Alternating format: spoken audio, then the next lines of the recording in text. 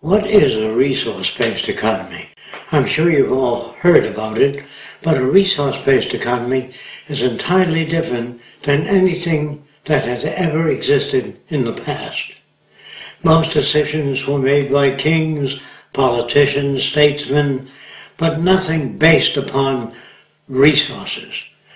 To better understand the meaning of a resource-based economy, picture an island somewhere in the South Pacific, and you really want to know how many people can that island support, and to what degree can the extravagance of the island be maintained. First, you have to know how much wood there is, how much water, how much arable land. Once you do a survey of the resources of that island, that can best be the method for determining how many people it will support. If the materials do not exist, you can only design a culture based upon the materials that do exist. You can only grow food based upon the arable land area and the water surrounding the island, the fish, crustaceans, all the other things. And if you have an agronomist on your island, or a series of them, they can advise you as what is best to grow in that tropical region. So you really need technical competence in order to arrive at decisions that make sense. You cannot arrive at decisions that make sense by consensus, by asking people what they want. You have to find out what the island has to offer, and that's what you can determine the future by. All other systems will fail. Politicians have opinions about everything and information about nothing in particular. Therefore, you understand that the decisions are not made by the majority of people, they're made by the majority of people that have technical competence, that have information in the areas you wish to excel in, and methods of scientific scales of performance. If you have 1 million sincere people that have no technical competence, I can assure you nothing can be accomplished. So you have to ask the questions, can we build a society of sustainability? If you have no information as to the availability of resources, you cannot undertake such a project. Suppose you have a shortage of resources. That's the function of research labs, to make alternative materials that will substitute for lack of materials.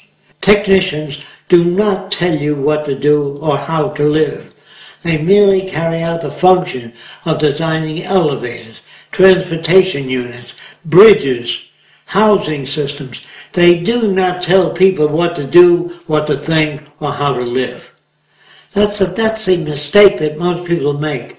They think that a resource-based economy has technicians that also tell you what lifestyle to use. No, they don't. The resources determine that. All that the technicians do is build a system that can utilize those resources for the benefit of all the people involved. It has to be global.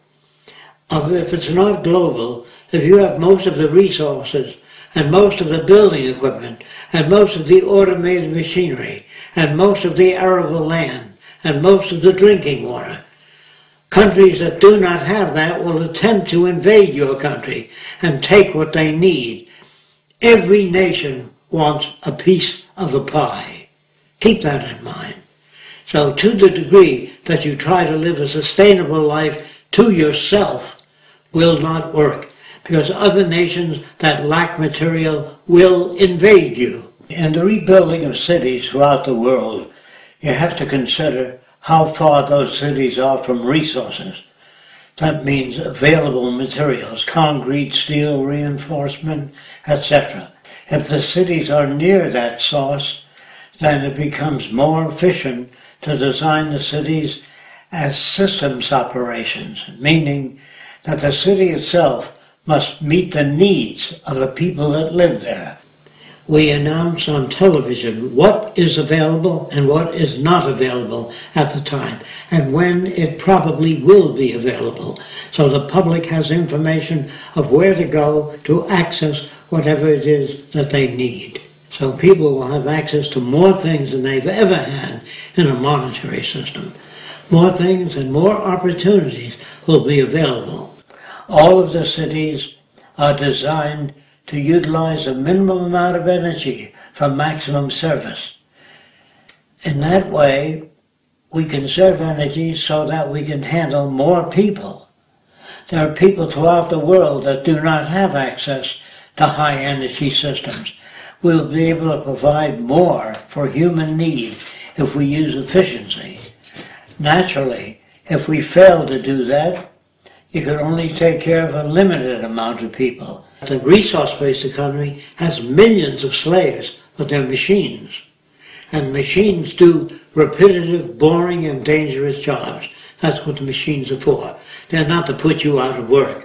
If they can turn things out faster than you, we don't need you working. In fact, we don't want you working in an industrial plant. We want you to go back to school and study whatever you're interested in, whatever you think you'd like to study, whatever you feel you'd like to understand better. Unfortunately, money doesn't represent things in existence.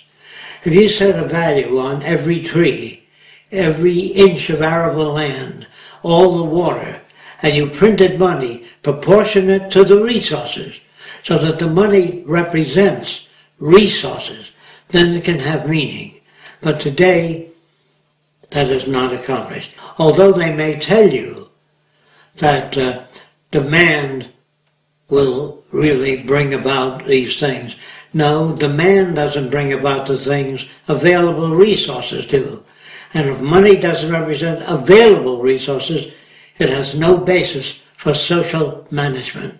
When you live in a false society that bases its wealth upon money, then that society itself will collapse eventually, not because I say so, because it's not based on physical reference. In a resource-based economy, where production and automation can turn out more goods and services, there's no need to use money anymore. If you really wish to put an end to war, poverty, hunger, territorial disputes, you must utilize all the world's resources as a common heritage of all the world's people. Anything less than that will remain with the same problems that you've had continuously for centuries. Now you have to consider what I'm saying. The reason nations invade other nations is because of scarcity. When a few nations control most of the Earth's resources, you've got to have territorial disputes. No matter how many treaties you sign or laws you make, if you don't declare all the Earth's resources as the common heritage of all the world's people and bring all the separate nations together in one unified system, there is no solution other than that. And this is why we recommend a resource-based economy.